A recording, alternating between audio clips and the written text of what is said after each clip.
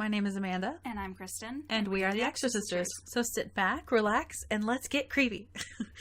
Welcome to Hype episode 10. So this is our 10th bonus episode outside of any of the haunted happy hours or scary stories we did in the beginning when we were still feeling this out. Yep.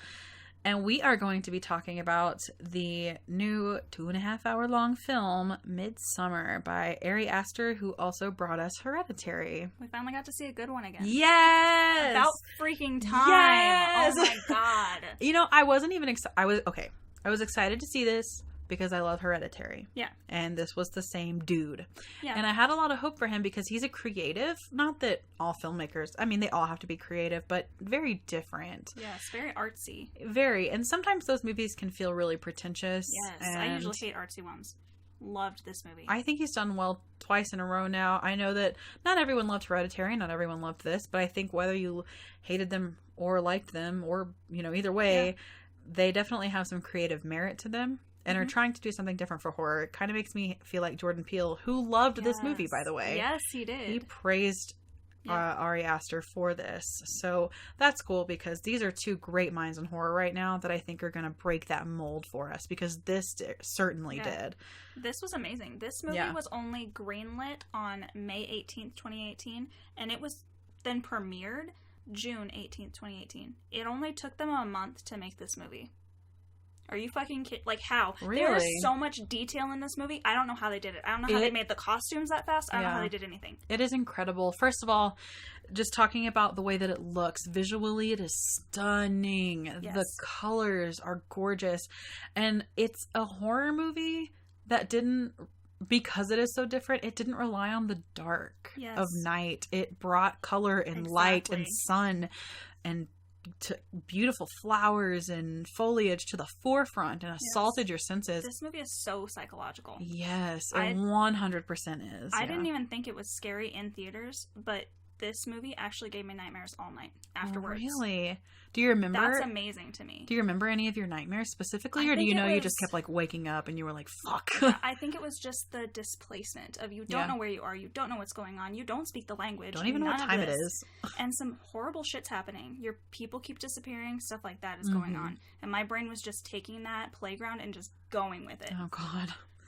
Yeah, it definitely was one of those where you go home and you're just like sitting on it for a while because you didn't even know what my opinion was because I was like, I need to sit on that for a while. I was like, you got to tell me. I got to know what your opinion is now. Yeah. And it took days. Because we were talking about before we even went, it seemed like just some very early reviews we were hearing, people that loved Hereditary didn't really like this one. Yeah. And so I thought, like you said, it might be kind of like a Get Out and Us kind of situation. Jordan Peele has the same thing going on right now. But I am a huge fan of Hereditary. I am a proponent of Hereditary, like 100% all in for Hereditary. And I really thought this was good. And it's almost apples and oranges because they are so different. Yeah. I loved Hereditary, and I've told you this until the very end when she's floating through the room and then it ruins the rest of it for me. Yeah. I loved this one literally all the way through. Start to finish. There was only one thing that got me, and then when I actually sat on it for a second and thought it through, I was like, no, you're fucking wrong. Like, this movie's great. Yeah. There were, if I had to say anything, it is a 2.5 hour long movie. Mm-hmm. It's one of those where like, oh, that scene could have been shorter. But then, like you said, if you think about it, there was purpose behind every single scene, sound, imagery. It was all 100% intentional. Absolutely. It could have maybe been shorter, but there's nothing that could have been cut. I don't Yeah, and exactly. He probably had more footage to use, but he was like, okay, we gotta stop at 2.5 hours. This is gonna turn into the Titanic. Now he's saying that there's gonna be an uncut version that's an extra half an hour. So this is gonna be a 3-hour movie, and I'm so excited to see the rest of it. I am so glad we didn't take our moms. Dude. We were gonna. Yeah, your mom was in town, and no. We were gonna go, but then I was like, let's see it the day after my mom leaves, and we'll just go the two of us. This movie has some very awkward sex. Very graphic. That would have been horrible. It's not rapey, but it is very graphic nudity. And it is really uncomfortable. Like, really uncomfortable. But we see full-on penis. Wait. Wait. What? You said that it was NC-17 and it got drop down when they cut his penis stuff, but we see his penis. He said it almost got an NC-17 because of the dick. Oh, okay. Yeah. Okay. I honestly was surprised this was rated R and not NC-17 because of the nudity. But what I do appreciate, to be honest with you, is maybe we're starting to see the beginning of cinema. I mean, how many years have we been able to see boobs in movies? Yes. How many years? Now we've seen 2 penises this year. It's about fucking time. Yes, I agree, because this movie was not, the sex in it was not, we are really trying to not do a walkthrough and spoil it, but I think you guys need to go see it. Yeah. Go see this movie. Please, God, go see this movie. Support it. Support artists like this. Movies like this need to be made. Yeah, I agree. This was so good that there's a part that almost made me want to vomit because of the camera action. It gave me vertigo. Yeah. And on the heels of Annabelle, too. Yes. Not Annabelle 2, Annabelle 3, but Annabelle, you know what I mean. We need to support this kind of horror, because I'm so fucking sick and tired of things being cranked out by the Conjuring universe that are garbage. Yes. Support Ari Aster, this one was Jordan made in Peele. a month. Yeah. It's not like it has to be fast, but this one managed it, so. Yeah. And it's because they had a good, solid plot, writing, directing, and acting. Literally every single shot in this movie has some little detail in it that you need to look up. Honestly, it is so detailed and so much background information that you cannot know it all. Right. And that's what I love. I missed like one thing. Yeah. And let's talk about why. For like a second, when we went and saw Hereditary last year, there were teenagers laughing at all of the important scenes and taking us out of the moment. Yes. Which were huge points of Hereditary that you had to be in the moment for. And they were horrible scenes. Like when she loses her daughter and she's crying, these teenagers were laughing. Yes. And Connor finally told him to shut the fuck up. There were people laughing in this theater, but it was when you're supposed to. Yes. And that was good. There was good audience. The problem was... So, this theater was mostly empty. We always buy our tickets pretty early. We never wait to get to the theater. We're always like the first ones to buy them. Always, because we want to be in the back and the center. Yes. Period. Because that way, if we're the only people in the back, I can take notes. Exactly. And if we're not, we still have good views. Exactly. Like, we don't have to crane our necks to look up or anything like that. So, I love back center. That's where we sit.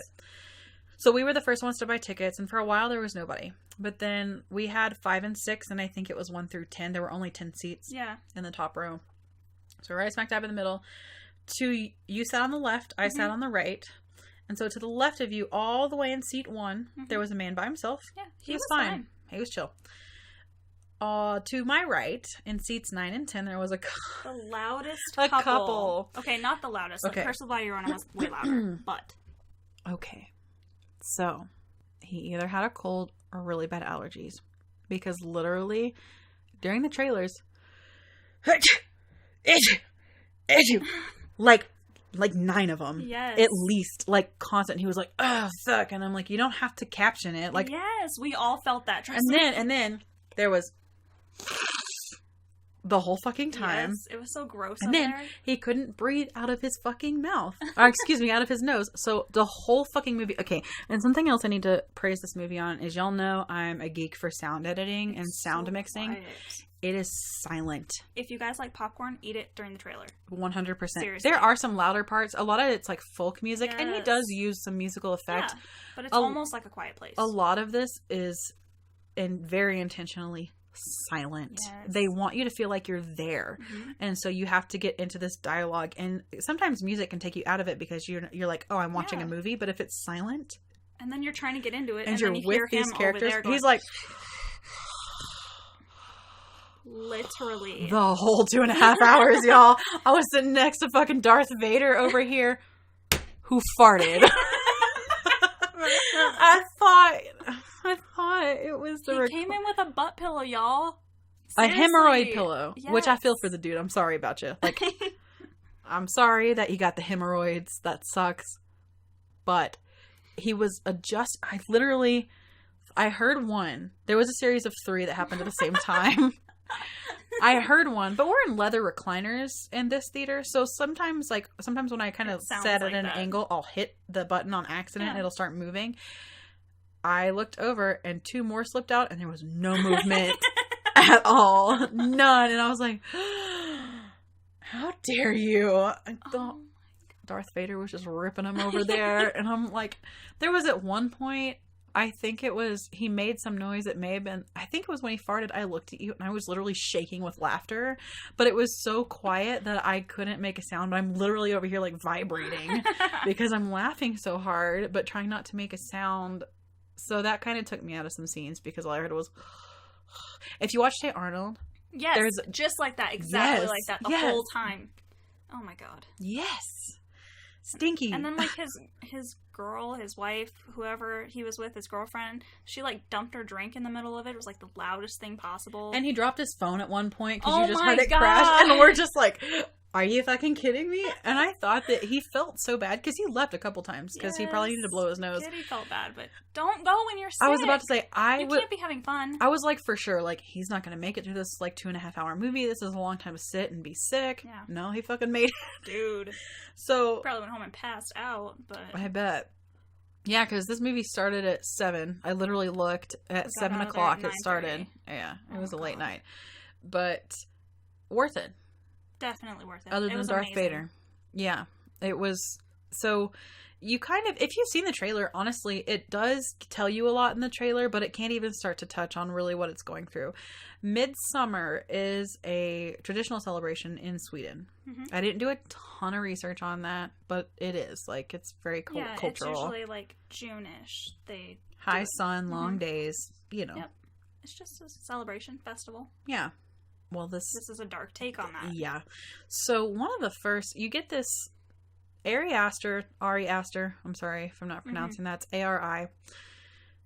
He loves to dabble in grief. He loves grief-stemming horror movies. I mean, I'm assuming with the two I've seen, Hereditary and now Midsommar, grief is really the central theme here.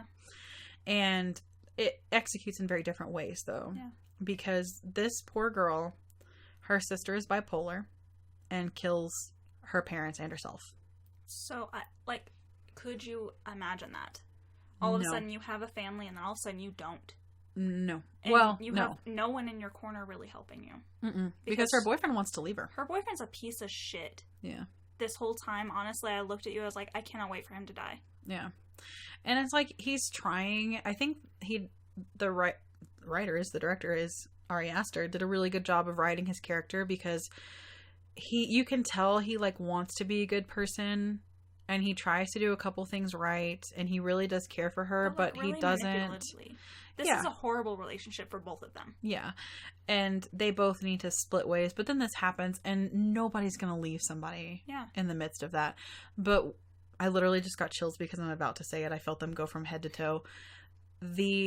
Both Toni Collette in Hereditary, and I'm so sorry I don't know this actress's name. But she was amazing. She laid on him and screamed and cried when she found out, and he's just like gripping her, and she's just in agony. I literally have gotten chills 3 times since talking about that because I've never lost a child, and I've never lost both parents, but just like losing people and knowing what that feels like and knowing how I would react if I lost my husband or my mother or my brother or your whole family or all at once.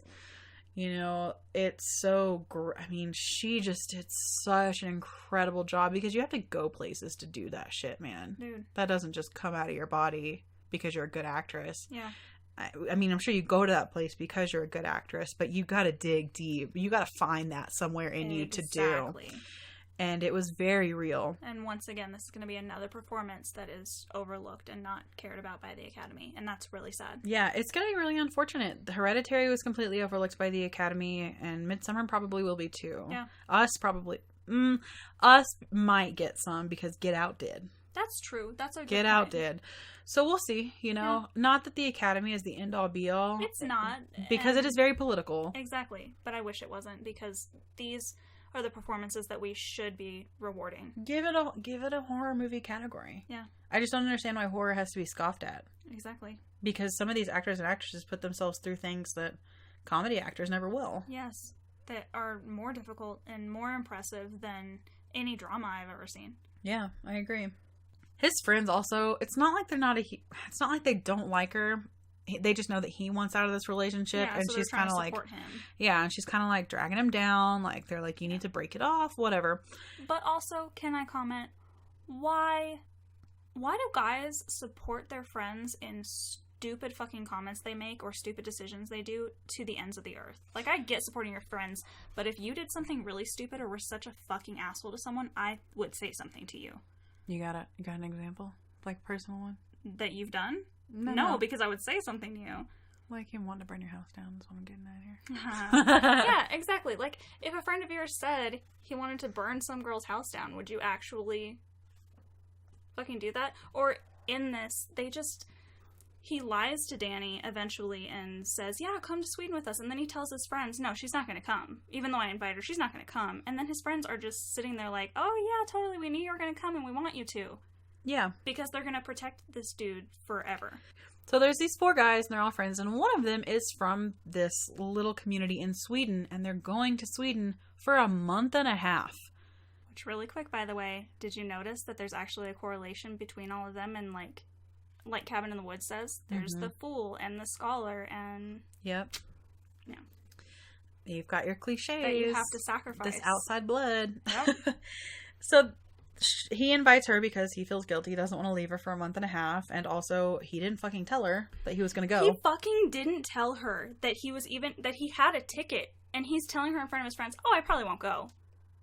And then he fucking gaslights her and makes her, like, she should be upset at this. And he flips it around to himself. That is a horrible abusive relationship between the two of them. They're both... Yeah, like mentally, so yes. Yeah. Mm-hmm. Like, there are points where you can see she manipulates him because of codependency to come back. Please don't leave me. But there are times when he gaslights her. Yeah. That is so fucked up. Yeah. Yeah, because she's like, no, I'm not mad. I just don't understand. Help me understand. Yeah. And he's like, no, I'm just going to leave. Fucking break up with him. I don't get it. Or break up with her, honestly. Like, yes. I don't need you staying around for pity. Like, you know, like, it's not doing me any favors if you don't even want to be here. You're not giving me anything emotionally. Yes. You're not giving me what I need. Somebody else will. Mm-hmm. But she decides to go with them, and so they take off to Sweden for this Midsommar festival. And this community is very cultish right off the get-go. Before they even get to the main, like, commune, if you will, they stop and take mushrooms with some random people that are in that, community. And that sounds... You were like, this looks fun. And then it all went to hell and you were like, fuck that. It does. Well, for a minute, it does. They're just sitting there and they're so high. And I'm like, okay, just chilling. Looks like fun. And then she gets crazy. And I'm like... She's like seeing things pop up. And fuck that. Yeah, trips have a lot to do with your mindset. Mm-hmm. So if you're like... in the trenches of grief and despair, maybe don't. Yeah. If you're like, I am so happy, I'm such a happy person, everything is great, you'll probably be fine. But I would not do it if you were not. I mean, minus this part, it probably says some very bad things about me. I don't know. But when they get to the commune, even the bad stuff, I'm sitting there like, is it bad that I kind of want to live there? It's very interesting because if you take away the murder, it's kind of like, because the friend from Sweden says that he lost both his parents and is trying to relate to her. In a fire. I remember that. In a fire.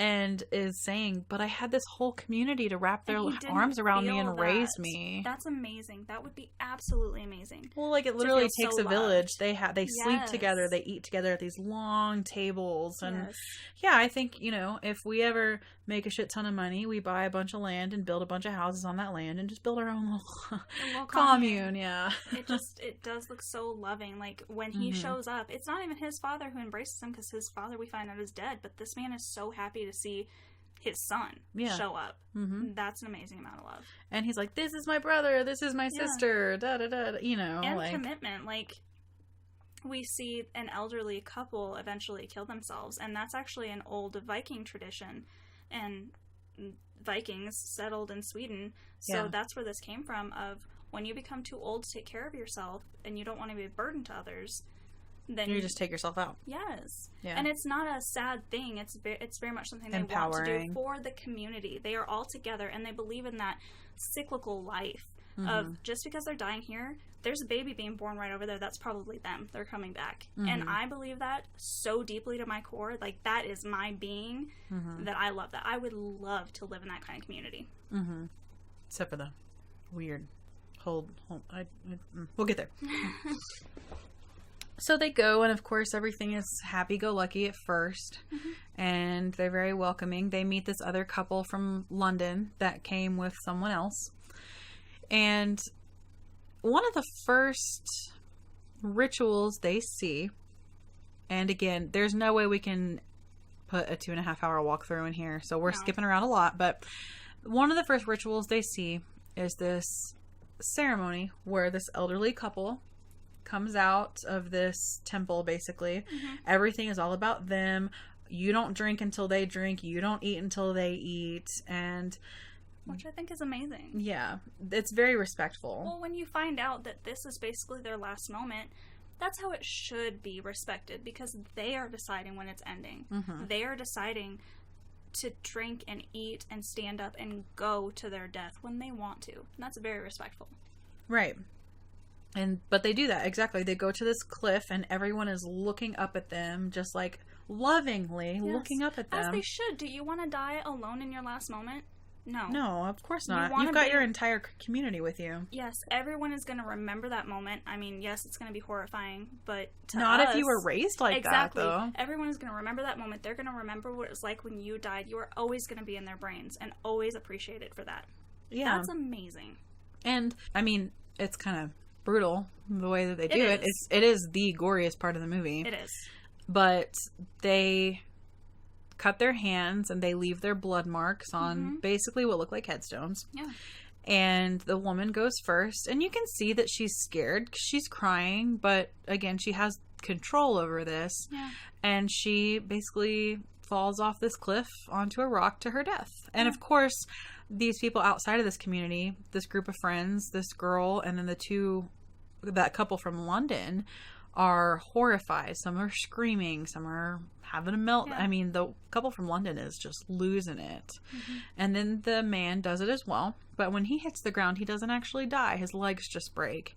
He jumped bad. He jumped straight down, like a pencil when you jump in the water. Yeah, like he's gonna go off a diving board. So he cracked his legs in half, and they have this, basically it looks like a big sledgehammer almost. Yes. And they ceremoniously walk over and beat his head in, which I loved. And they as take well. turns. Yeah, because it's not just one person. Because just like a firing squad, you don't want to be the one who actually killed them. You don't want that on your conscience.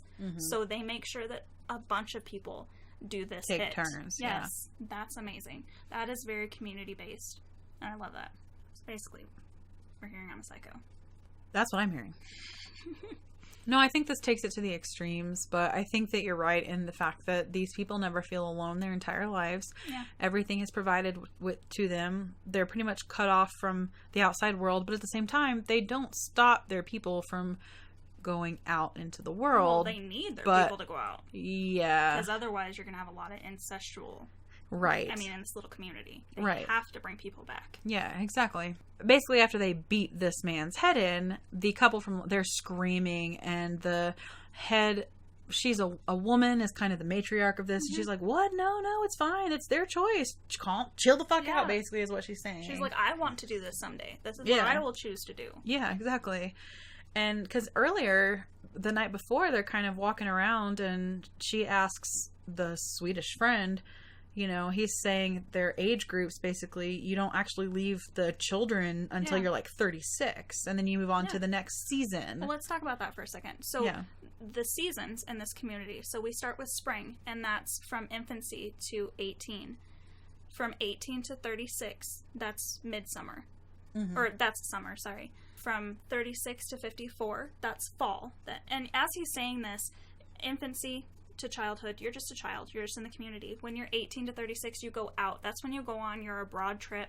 You find the world. You find yourself. Then you come back at 36 to 54. That's when you work. When you work in the community. And 54 to 72, you're an elder, and you teach people. And once you get to 72, you're done. Yeah, and she asks what happens when you hit 72, and he says, you did. He makes the cutting and motion. He's just like, haha. She probably assumes, like, you just are an elder and you don't do anything anymore. Yeah.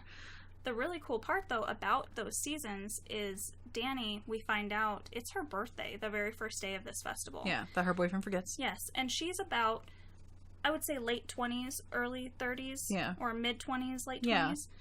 And that would actually make her mid-summer in that. Right. So she is midsummer. Yeah. That's fast. That's that detail stuff that just drives me in movies like this. Yeah. You can just dig and dig and dig and you'll never find everything. No. Even if you, like, I've seen so many articles like Midsommar explained, ending explained. Like, no. That's somebody's take on it. Because Ari Aster, if he's smart, he's not going to come out and be like, this is what everything means. Why he's like, this is. To? And who says to say, even though he wrote it, that that's necessarily, like, everybody's going to have their own perception of this. As they should. And the cool thing is, this isn't such an artsy movie where you can't just enjoy it at the surface level and not think deeply about it, because there's still a lot to it at a surface level. It's just like, if you want to think about it and sit on it, you could. Which is me. That's a playground for my brain. I live for that. Yeah. And I could see how somebody would get really bored. Like, I was talking to someone on our Instagram, actually, and he was like, Hereditary bored me to tears. It was slow. And I was like, this probably isn't the movie for you if you just want, like, slasher and action, and that's fine. Yeah. They're different genres. And if you don't like that, then don't see it, Exactly. But if it's something where you can go into it knowing it's long, it's kind of drawn out, but everything is intentional and has a purpose, and you're never really bored. I'm going to see it again. I can't wait. I'm so excited to go see it again. You're gonna go see it in theaters? Open eyes and knowing the ending and watching it. I'm so excited. Yeah. You'll probably buy it too, huh? Absolutely. Yeah. So, of course, you can see that Danny she had just been going through all this grief and death. And so seeing death right in front of her like that, it's just, like you said, different cultures. I would lose my shit if I saw someone fly off a cliff. Even knowing what I know about this and that decision. It's just a brutality that we don't see every day, but we see different brutalities. Yeah. I think that if we're going to go on a deep philosophical level and very personal, and I talk about this a lot because this is my story. This is my life. These are my experiences with death and grief. When my dad had cancer, the treatment made him so sick and so not himself. And so I love him deeply, deeply. And I'm not trying to dehumanize him. Mm-hmm. But, I mean, gray skin, 100 pounds, just sunken in. That's horrifying. It's a different, they would probably look at that and be like, why don't you just let him kill himself? Why don't you just do it for him? Which Danny's boyfriend comments on. Yeah. That we put our elders in nursing homes and they probably think that that's torture. Insane. Yes.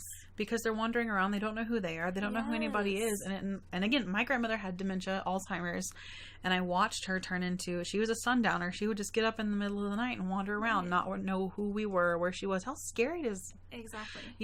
If we could make decisions, like if I was willingly going to turn over the power of attorney to you and say, when I look at you and I ask where I am, or who I am, I want you to put me down. I'm happy with that. We do it. It's to our dogs. Yes. I made the decision for my pug, my old buddy, when he was going to die because he was suffering. Yeah.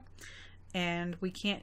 It's becoming more common now, but it's still a fight. It's Which still is sad. People are like, you can't play God. You can't euthanize people.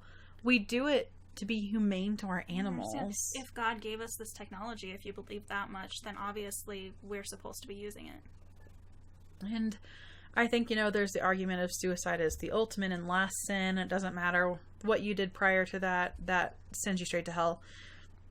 Are we not thinking of the fact of people making us not use assisted suicide? Is them playing God? No, it's not allowed to go that way. Right. That's fucking stupid. Yeah, and honestly, I know that my dad fought when he got his cancer diagnosis. He was stage 4. He wasn't going to live. Yeah. That's not something that my brother and I really knew or could grasp at, 14 and 17. But it was something that had now in hindsight, if I knew somebody, let's just say, this is horrible, but for the sake of the conversation, my husband was diagnosed with a stage 4 cancer. I would be like, you do whatever you want to do. But if you don't want to do chemo and you don't want to do radiation, let's just go on a vacation. Mm-hmm. Let's spend time together where you're actually going to be able to do things, because chemo will make you sicker than the cancer will until it takes you down. And I would much rather him go out with his dignity and his, the treatment will kill you before the cancer does, honestly. And what's cool, and specifically, we could do a podcast about having deep conversations on different topics, but horror movies typically pull that out of us more than anything else does. And so, yeah, we can talk about Friday the 13th being an awesome slasher and bloody and cool and fun. But then there are things like this that just take you to a different place and they're so visceral. Put you in different cultures and things to think about. And yes, this movie is supposed to be horrifying, but it's not to them. It exactly. is to us. This movie was made for Western cultures to be... Yes. Not that Sweden is like a third world country, but right. There are sects even in the United States and Australia and Canada and places that are fairly remote, whether they just be a group of like 10 people or they're a big group of like hundreds of people. Exactly. There are cults everywhere. There are small places on the Amazon that still do things like this, or there's still cannibalism and stuff like that. We don't understand. That sounds horrible to us. Makes a lot of sense to them. Right. And it's really shitty to say that who's right and who's wrong. We were talking about today, like, you know, I don't eat meat. Mm-hmm. I limit my dairy incredibly so, like, and I hear people, now that I don't eat meat, I'm very in tune to people being like, oh my god, those pigs are so cute. Going and eating pork kind of blows my mind. Yeah. You know, and then we've got people in India who cows are sacred. Yeah. And we eat beef, and that is just horrifying. And then you've got Asian countries that were like, oh my god, they're dogs at meat markets, and that's normal to them. Like, it's all awful on somebody's scale. Exactly. We think people that eat dogs are fucking awful, and they think people that eat cows are fucking awful, and it's really hard to say that because I love my dogs more than life itself, and thinking of wanting to eat that, but that's what Indian people think, or Hinduism, excuse me, not just one country, but think of people that eat beef. Exactly. Like, it's the same. And there's a scene actually in Midsommar where the dunce character, if you will, pees on this ancient tree that houses their ancestors' ashes, and they like want to kill him because of it. And they do. Could you imagine that? You have ashes of one of your babies. Could you imagine someone urinating on that? No. I would probably kill them. Your child. That's your... And this is like generations of ashes in this tree, and he has no idea, but... Also, did want to comment, they like put that couple on a little like campfire. Yeah. And then the next morning they're all ash and what? That's not how it works. Even when we are cremated, there's stuff. They have to, this is going to sound really gruesome. They have to take a sledgehammer to you guys. Yeah. So there's bones. Your bones just don't disintegrate like that, especially overnight, especially on a bonfire.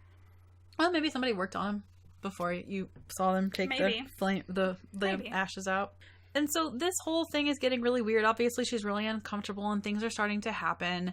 Her boyfriend and one of the other guys wants to do their thesis at this place and study these people, and that dude's really cool. He's really open to everything. Yeah, like he watches the ceremony, like even of the... He's an anthropologist, so... Right, of the couple killing themselves, and he's like wincing, but he's like watching it. And then he takes notes at the end. He's not scared, he's not crying, he's just like, hey, this is how it is. And there's this sacred book, basically their Bible, but their Bible, or whatever you want to call it, is constantly being written. Yes. Which is cool. Yes. And the one who's writing it, the boy who's writing it, is actually a product of pretty severe incest. Yes. And he's pretty fucked up, honestly. Very specific incest, yes. They say. And so they let him paint and interpret what he's saying in these sacred texts. And they don't really... So this is the person with the big lips and the kind of deformed face that you see in the trailers and some of the posters. He's really not in it that much. No, he's not. All they really say is, he writes our sacred texts by painting. He doesn't talk. Mm-mm. You see a couple shots of him. Yeah, that's basically it. Yeah. And I think there's more of a point that maybe, he didn't have time to put everything that he probably wrote into this film. I think it's more this kid just rules everything from behind the scenes, but you don't realize it. Right. It's more suggestive. Yes, it's because he writes their Bible. So he's telling them everything to do, basically. Right. And... one of, not the boyfriend, but the other guy that's doing this thesis is talking to one of the elders about the book, and he's like, can I take a picture of it? And the elder gets really offended, and he's like, no, you're lucky we're even letting you write stuff down. Exactly. Because this is very close-knit. They don't want these things going outside, because even cults are still under the law of the government, and if they knew people were flinging themselves off a fucking... Exactly. They would be subject to the law. Yeah. So, but he sneaks out one night, and he takes a picture, and he gets murdered. by some dude wearing his friend's face. Also that. Dude. Yeah. So now we've got 2 characters murdered and disappeared, plus the couple that they were like, we need to leave. Yeah, they're gone. They disappear. Screams of them. Yeah. So you can't leave, which is another where this horror comes in. They won't let you leave, and they're all in on it. They're all making up lies to tell the other people, like, oh, they left. Yeah. We saw them leave this morning, or, oh, I drove them to the train station. No, they're all in on this. They all know that we're murdering these outsiders for a sacrifice. Right. We have to hit a sacrifice quota here. Like, they can't just leave when they get scared, because then we won't make it. Right. And so we've got these bodies dropping like flies, and Danny is really being looked at by everyone, especially by the man. You can tell that the man that brought them all here, the Swedish man, is really into her. He really likes her. And honestly, this is the horrible part of me. I'm like, get with him. Well, he's nice to her. Yes, he remembers her birthday. He drew her a picture for her birthday that was gorgeous and was the only one that said happy birthday. He does care about her, and he knows that this is probably an uncomfortable thing he's going to put them through, but this is the outsider he wants to be with. Yes. And he has to get that approved. Yep. Every mating situation has to be approved. And they, of course, like you said, they don't necessarily want incest. It happens, they say. They're like, cousins are kind of, whatever. But they don't want, just deformities in their community necessarily. So he brings her in, and she's kind of assimilating in well. Yeah, she is uncomfortable a lot, and she struggles with the grief part and seeing the death thrown at her face with the suicides. But the women are like, come with us, come do this with us. And they're very nice to her. And he is very excited about that. While on the flip side, they're working on her boyfriend because this woman has been very into him. They need his sperm. Yes, so they don't have incest. Right. There's this woman that really wants to mate with Danny's boyfriend, and so part of them are working on pulling Danny away and getting her over here and part of this community, while the other part, love her. But also, can you get his sperm really quick over there, like while she's not paying attention? Yes. And she actually, there is this scene that you've probably also seen in the trailers of them all the women around in like this little spirally pattern, and they basically drink mushroom tea and trip really hard. Yes. And they have this dance competition. This dance looked like so much fun. Can we for like please a little go while? Do this? For like a little while. So much I don't have the physical stamina, but basically the point of this is you dance until the last person is standing. Yeah. Like if you run into somebody and fall, because they're on like shrooms, so they're very like run into you like oh god, like they just fall to the ground. So the person still standing is basically their May queen, the queen of this whole like festival. She's having fun. This is like the first time she's really smiling and having fun after all this grief. She starts to learn their language, stuff like that. It's great. And the women are like holding her, and they're like, "Oh my god, we love you! This is so much fun." And she's finally feeling like she lost her family. Maybe she feels like she's getting something back. And so she becomes the queen, and they have a big feast in her honor. And she sees her boyfriend kind of being real sick. He drank the mushroom tea, and he's kind of not handling it very well. They take her away while they deal with him again. Yes.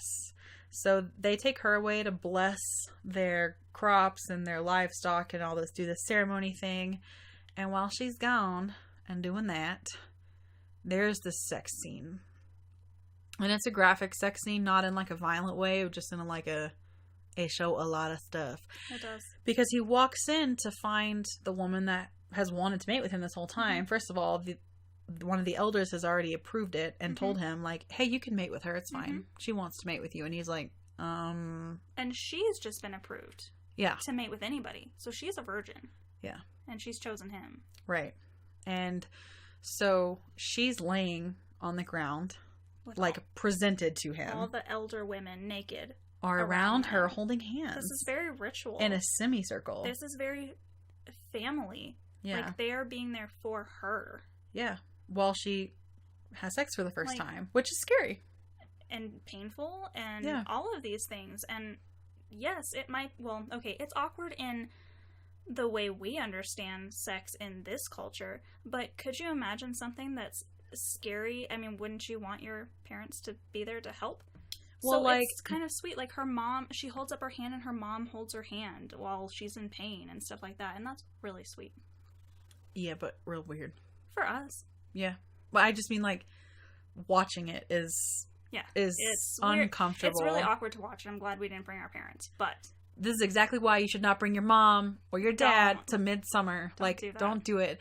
But they also are, like, humming and singing this tune with the rhythm of the sex. Yes. Like, and towards the climax. And Danny comes back and she hears this. Ooh, yeah. And she walks in on this. Yes. And she but once again, starts puking. The women take her away and they help her through that grief. Like, she's screaming and crying over the sadness of watching her boyfriend fuck some bitch. Yes. Yeah.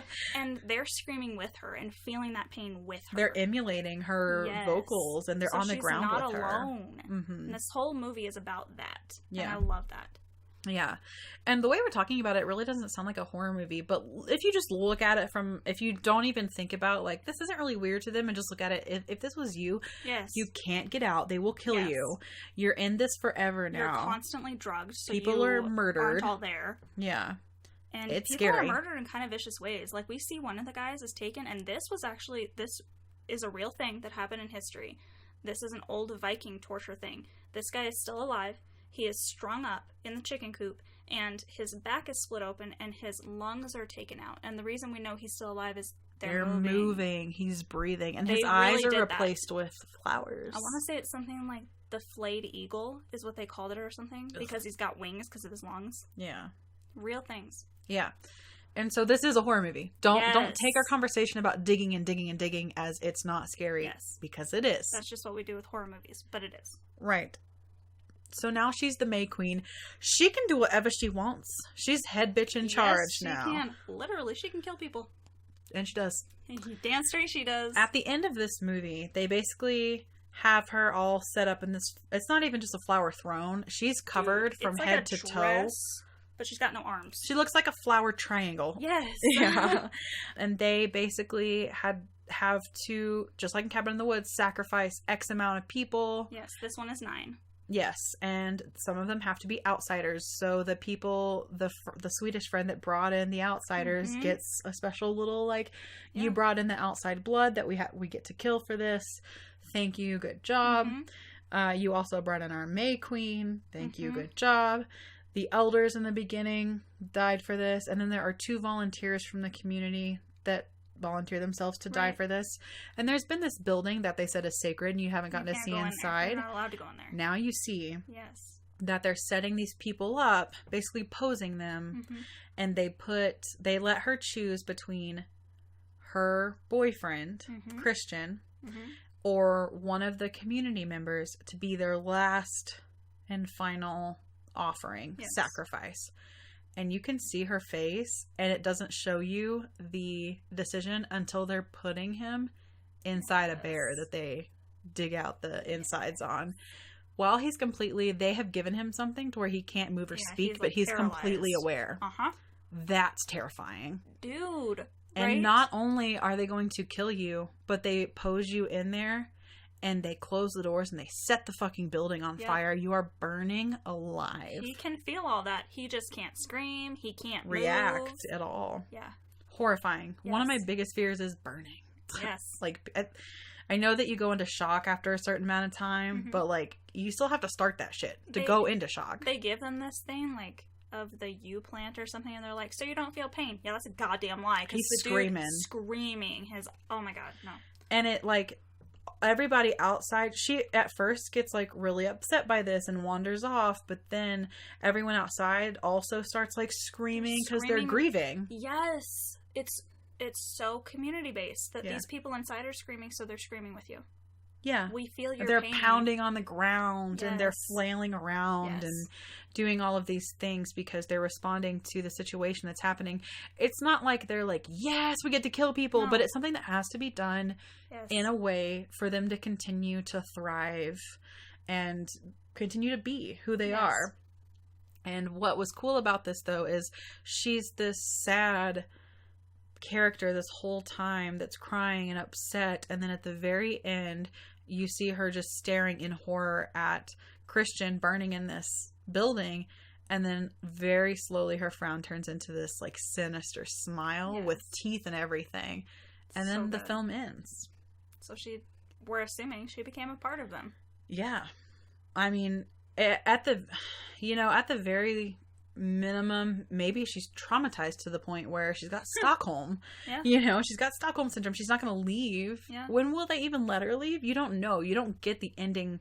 You get an ending, but you don't know if she stays or if she tries to go, or if she gets killed because she tries to go, or if she becomes part of this community and really assimilates. You don't know if she ends up with the Swedish friend who brought her in the first place.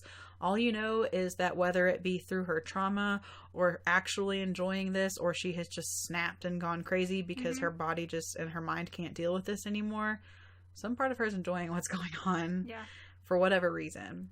So I feel like we didn't even touch on we touched on 3 or 4 scenes. Yes, there's just so much 20 in this minutes of movie we've actually touched on. That we just talked for almost an hour. Yeah.